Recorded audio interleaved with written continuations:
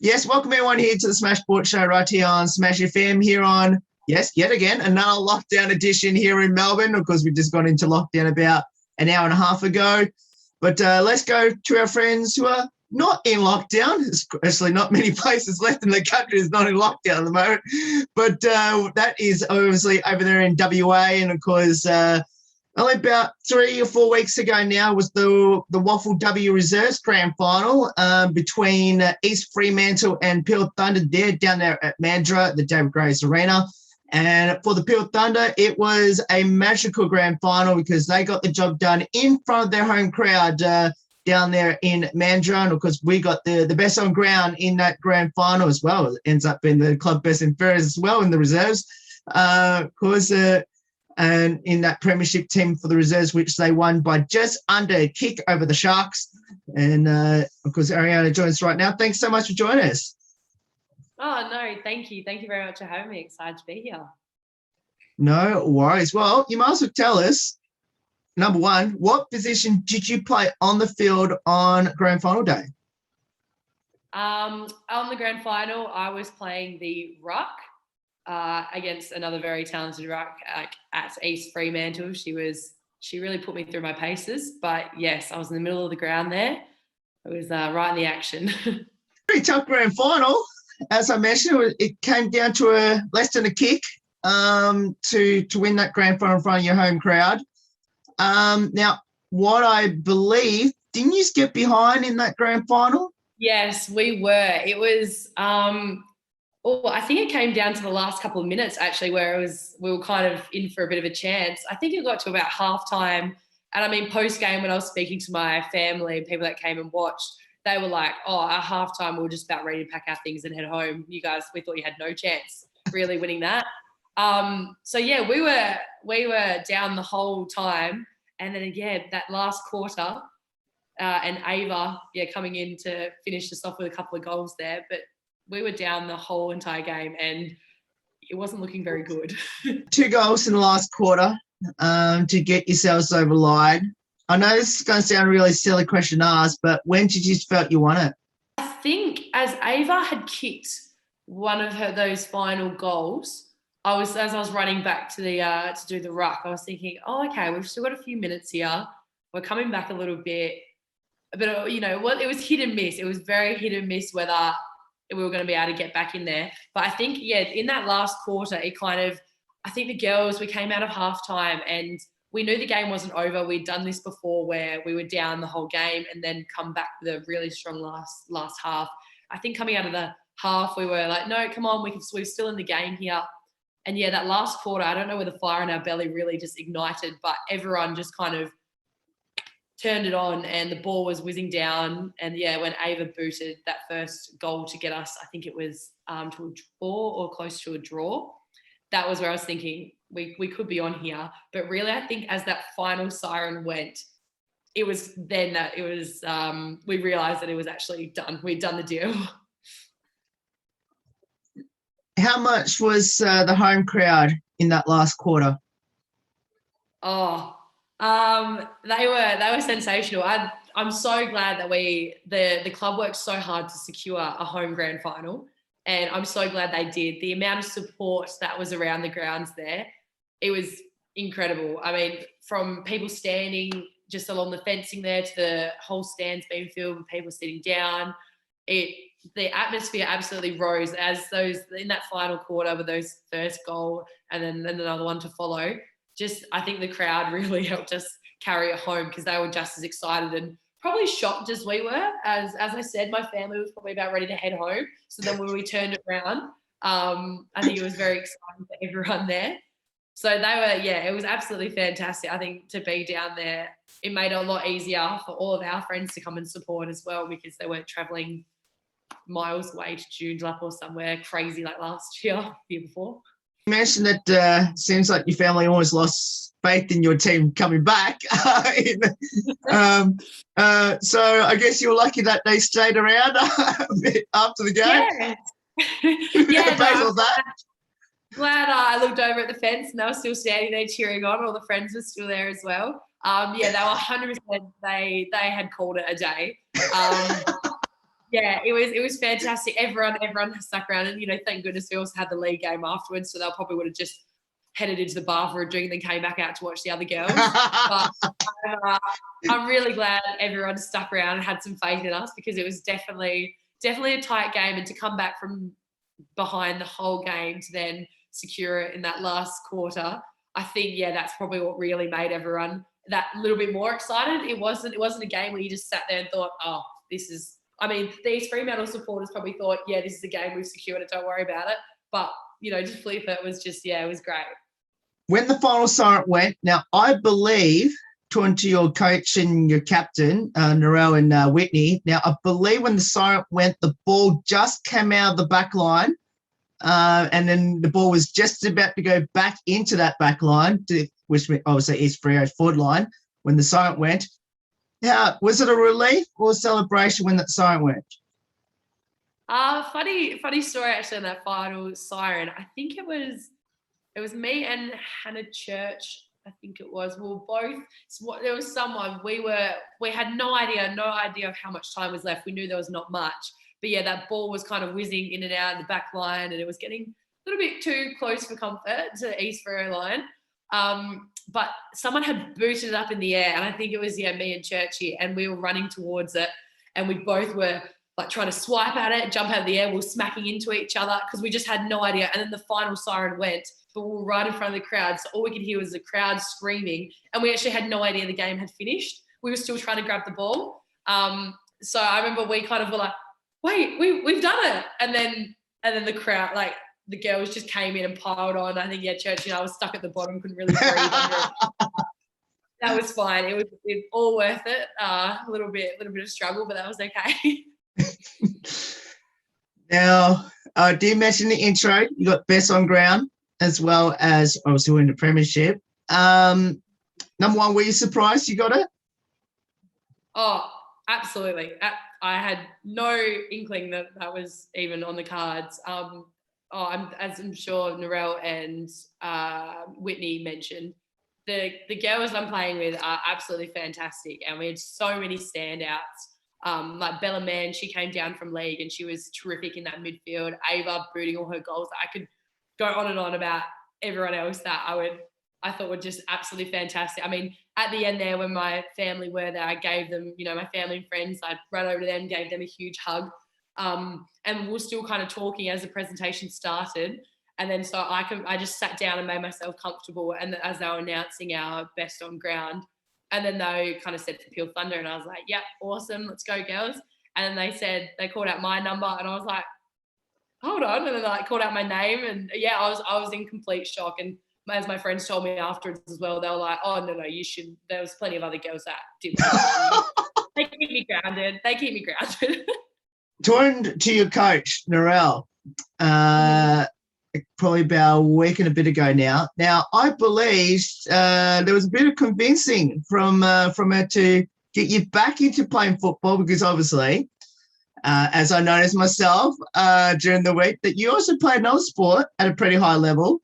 Obviously, that season's still going as we speak. Of course, it's the NBL 1 West Conference at the moment. But how did that conversation come about? I want to hear it from your end, considering what I've heard from your coach. So obviously you've spoken to Narelle. She is one of the best people I've ever met, just on and off the field in all aspects. So pretty much I played a little bit of footy a couple of years ago, like down at Peel. And I played a bit with Narelle, and then it turned out, small world, that she actually worked with my dad. So we were friends on the footy field, and then we were friends through, like, we'd talk about how work was going and, how slack my dad was being at work that day and those kind of things. So it was great. We were getting along really well. And then she's always kind of been there, like at the start of the season, are you going to come play some footy, pestering and asking. And I mean, she gets close every single season. I love it. I absolutely love it. But it was really random. One day she messaged and was like, we're really down on players. We really need some fill-ins. Like I've asked you, I've asked Demi Oakley, I've asked all these girls that, like, when I did play that little bit of time at Peel before, I played with all these girls. So she was kind of getting the gang back together. And I thought, okay, well, this works really well. I think I had 2 basketball games. Like I had a Friday night game and a Saturday night game or something for basketball. And then this was going to be the next day. So I was like, yeah, I'll be fine. I'd love to play. So I went and played that game. And I mean, I absolutely loved it. I love playing every single game of footy, and like the girls are fantastic, and seeing everyone from a couple of years ago, it was just like old times. And I mean, I was so sore for basketball training the next day. I think my coach, I hadn't quite told him that I played a bit of football on the weekend. He was looking at me running up and down the court, a little bit slow, a little bit not so hurry. And he was like, "What's wrong with her? Must be pulling up rough from our games." But yeah, so Narelle, she just asked, and then after that, I loved it that much that after that, when she asked again, I was like, yeah, I'll do it just one more week. I'll do it another week. And then if we can work around basketball, because I don't think I can get out of that. If I can work around basketball, I'll be there. The roster, it was an absolute miracle. It was, I mean, I was pretty much always playing a basketball game the night before, so I was a little bit tired, but it never interfered with basketball, so it worked really well. So I'm going to ask this as a follow-up then. Did you ever dream from the first game that you played this season that you were going to play in the grand final in a winning team and win the best on ground? Not in a million years. I mean, when we first came in, as I said, Narelle was pulling in people left, right, and centre to just fill in this 1 week. And I thought, what a great time we've all had. Once off weekend, great, love footy. And then, the next week some more girls came back, and it was just kind of flowed on. And like I don't know how we managed, because every week we were not playing with the same girls on the team. There was a good core group that you'd be staying with, and like, I look up to the girls like Churchy, and like when Greta would come down and play, and like the girls that know and they've been there, they're the ones that you can ask all the questions for. But the way that we worked around, and everyone worked around each other, and just it just worked. You come together on that Saturday or Sunday game, and it'll be like, all right, we're out there, have a great time, but we're there to win as well. And like, we just threw it together. It was fantastic. But I didn't particularly think early on in that first game that, yeah, this is a team that we're going to take. I'm going to be here at grand final day. We're going to win grand final day, and I'll somehow get the best on ground as well. Like not a thought. So, obviously, when the game finished, obviously you didn't have to go far for celebrations, as you mentioned, because it was on your home ground there. Fantastic club rooms there in the grandstand. But obviously the celebration wasn't over just yet, because obviously your league team had to play as well for a chance to make it back to back. So did you end up watching the league game, or were you too busy partying? No. Yeah, well, lucky enough that both our team and league got in. So, I mean, there was some really good teamwork to work between the bar and watching the game from our team. We just want to do it on and off the field. So we made sure we would be able to watch the game as well as start celebrating, big season. So no, we got to watch the game, and as soon as that final siren went, the league girls had done it as well. Like, we were all on the field celebrating with them. It was honestly, it was such a fantastic, magical, happy day. It was great. That afternoon was fantastic. Now, the question I want to ask you, which I've asked Jade this question from your league team. Yeah. Which I didn't realise she did this on, and it was actually captured on camera. But did you get a chance to kiss the Premiership Cup, even though you're not supposed to during this COVID times? I'm going to probably say yes. I think there was a lot of happy celebrations going around, and I'm sure the cup was being thrown around and the flags were all being thrown around. I would say yes. I think we definitely. I mean, I might have used the trophy as a cup as well at one point. I'm not sure. How long did you wear your Premiership medal and your best on-ground medal for after you received it? And did you sleep with it? Look, the best on ground medal, that went straight, hanging up in my room, because the team medal was what we'd really fought for. So that one stayed around my neck, I think, from Sunday when we played the game, and then we celebrated a bit more on Monday. It was all there as well. I think I took it off purposely after that because I thought I'm going to lose this if I try and go a third day with this medal around my neck.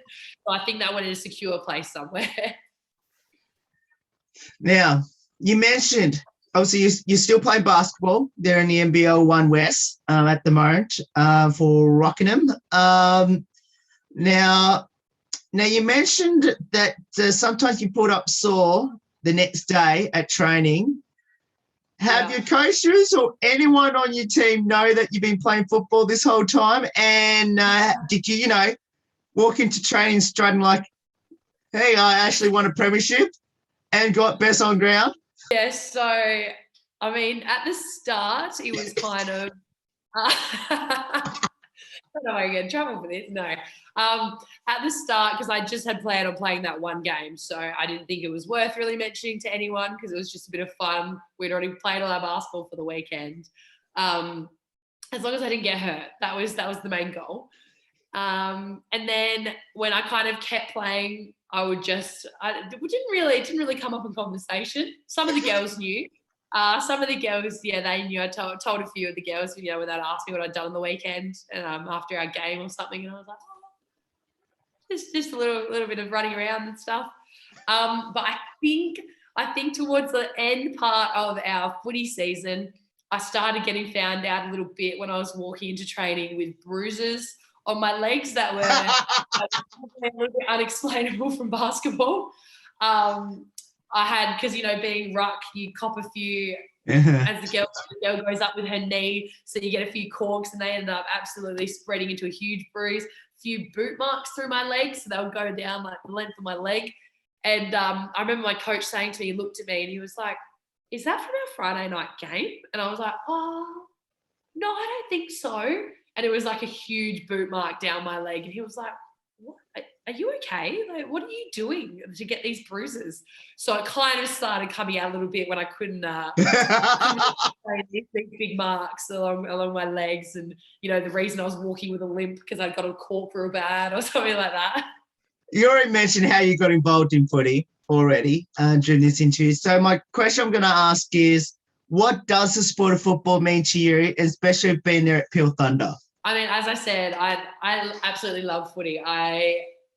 It pretty much started like in high school. We were very fortunate that we had this team that got to play. Like, we had a senior girls team, and we had some teachers there that were so passionate about it, and they were fantastic. They introduced me to the sport of footy, really. I mean, my brother kind of played, but not really much, and there was never any girls teams to play with. So, I mean, I remember one of my teachers, he took me out of a class because we had a game coming up, and he wanted to teach me how to bounce the ball properly. And I was thinking, I probably should be sitting there in English, but that's okay. I'll learn how to bounce footy instead, no worries. But yeah, so then kind of from there, we were very lucky. We made the grand final in this school team. We got to play before an Eagles versus Dockers derby game at the old stadium. And it was awesome. We played that, and I got to play with Kate Bartlett, who plays in the league team, and she played a little bit of AFLW as well. And like, it kind of started from there. There was not really a pathway after that because it was still early days. And then, I don't know, I think I went to a pre-season training at Peel Thunder, and then I just fell in love with it because the girls there, the whole club is just built on people that love football and want to nurture your love for football and help you in any way possible. I mean, nothing is too hard for anyone at Peel Thunder. They are there to look after you, there to coach you, there to get you any way possible just to get you into football. And I mean, that's why I love going there. That's a fantastic club. I love playing the game. They make you feel like they want you there. It was great. I would actually really look forward to my footy games, throughout the week, even the soreness. I would look forward to it all. It was great. What position would you rather be playing on the field for next season if you played? I don't actually see myself much as a ruck. I feel like in basketball, I'm not that tall. So I step on a basketball court and I am looking up at other girls that can pretty much dunk it. On the footy field, I look around and I'm looking down at girls, these little pocket rockets and I'm like the tallest there. So, I mean, I feel like I don't see myself as a ruck player because there's so many other tall girls out there. But I really enjoy playing ruck. Anywhere around the ball. I love playing in that midfield area. It also makes me stay fit, which is good. But yeah, you're around everything. You know, you can help at the back. You can go at the front a little bit. And the girls that were in the midfield, they know what they're doing and they're very helpful. So probably anywhere in that midfield area. Now, I'll ask Narelle and Whitney this question about you in particular. And I asked them about, have they tried to convince you to play footy and play in the AFLW? I think you know where I'm going with this question. So my question to you is, are you more going to be playing basketball or AFL? I mean, it is the absolute question I ask myself all the time. Okay, it's not a dumb question. I know, I love any sport, but basketball, I absolutely love basketball. I've got a fantastic team. You know, I'm still at the same club that I've been at since I first started playing when I was like 6 years old, and absolutely terrible at basketball. So it's a really tough thing. I mean, every year, like I sit down with my dad, and because he loves watching me play footy, he loves watching me play basketball. My mum, not so fond of football. She prefers basketball.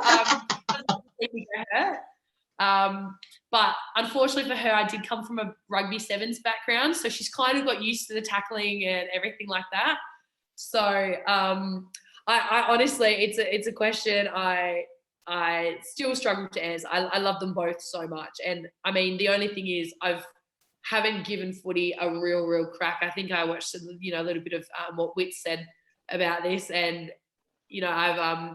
I've never actually given it a full crack. I just love coming down and playing with the girls, and who knows how it'd actually be if I don't know, if I had to play against the league girls and AFLW girls. I don't know. So really basketball, isn't it? Oh, I honestly, I feel like it is. Never say never. Never say never, because I absolutely love playing footy. I really do.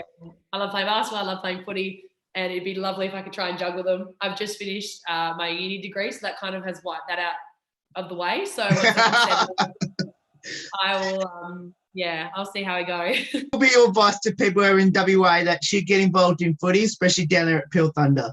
Oh, sorry, in the Mandurah region. Absolutely, come do it. I mean, I think everyone that I feel like a lot of footy players have come from basketball in the girls' league. So I'm yet to meet someone that's converted to footy or given footy a crack and said, I don't like this, like it was not fun. It's just, especially at Peel Thunder, the girls down there, everyone gets around each other. There is absolutely nothing but support and just there to play football, competitive. We want to win. We're quite a competitive bunch, but also do it with a smile on your face. I would highly recommend.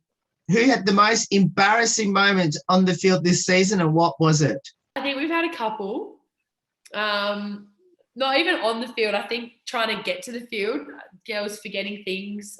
Skipper, she forgot her boots. I think it was like our semi-final or something. Yeah, this was mentioned, yep. Yeah, okay, yeah, pretty crucial game. And she rocked up. Lucky she had size 2 feet, and the youthy girls were playing before us, so someone, I think, supplied her some boots. My favourite one, though, was my first game when I came to play, when Narelle had convinced me, and my dad came to watch as well. And we were having, like, he said he was absolutely enjoying it and loving it. And then Greta, one of the girls, she's fantastic, absolutely fantastic player. She has the ball. She's quite a tall girl, has the ball, and she put it above her head. And I don't know what happened. I don't know if she forgot what sport we were playing or if she forgot how to handball, but she just netball passed it to someone. And it would have been fine, but then she just absolutely cracked up laughing. And I thought it was the funniest thing ever, because she's just netball passed it. The umpire's called incorrect disposal, and she's just cracking up laughing. So I was like, this is, Greta, that was fantastic. That's not football at all, but that was fantastic. Yes, that was mentioned about the shoe, the player that did turn up with the boots on semi-final day. Now, and obviously had to get someone from the Rogers Cup to give them the shoe, which would have made it interesting because obviously there would have been no spectators allowed on that day. But anyway, it was a pretty tight schedule we had to do. We had to try and find some shoes for. That's right. Now, who's the comedian, the best singer, and the best dancer on the team? I think comedian hands down would be Whitney. Yeah. She wrote an absolute ripper of a poem to pump us up before the Eastborough game. It was fantastic. We had everyone absolutely in stitches. It was about all of us and just what we could bring to the team and that kind of thing, with a little bit of Whitney sprinkle in that, just adding her touch of humour. But we actually have, most of the girls are pretty hilarious on the team. A couple of dry senses of humour that keep you grounded. Debbie Oakley, she is funny in her own way. Funny in, on the Mad Monday celebrations, and just she's an absolute character. It's a good group of girls for comedians. All the dancers and singers that comes out probably on our awards nights and celebration nights. I would say some of our best ones there. I mean, everyone's after a few drinks not too afraid to step into the circle, but I wouldn't be able to tell you who our best dancer and singer is. But I think everyone gets a bit of a groove on. Is anyone there into their TikToks? I think actually, I can't remember who it was. McKinley, maybe, one of the girls in the reserves team. She used to be like TikTok famous or something. I'm not really sure I don't know. It's secondhand information, but I'm pretty sure one of the girls, she used to be real popular on TikTok, and then she deleted it because she was too embarrassed or something. But yeah, there was something.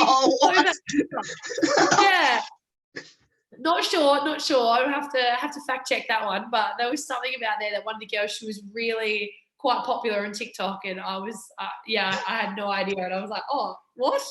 No, I think you mentioned it well just before about the grand final, but especially pre-game speeches. Now, what I've been told by Narelle, your coach, that Whitney does some pretty damn good pre-game speeches with some poems or jokes or something like that. Yes. Whitney has an absolute talent for being able to speak underwater.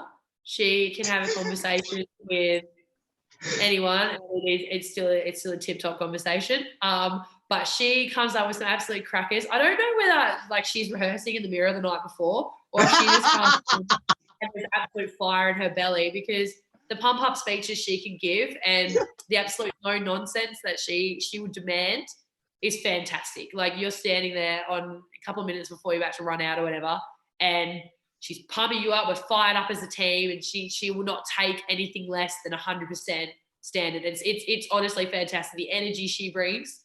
And Jade Kelly, one of our other girls, she has an absolute voice where I feel sorry for people in the stands. She yells out when we do our, countdown for Thunder when we're on the field. It's the combination of those two, but the fire up first from Wits just then really builds up, I think, for the rest of the game, honestly. Do you have a pre-game superstition or ritual? Not particularly. I think Narelle would say I'm normally one of the last to arrive on game day. Not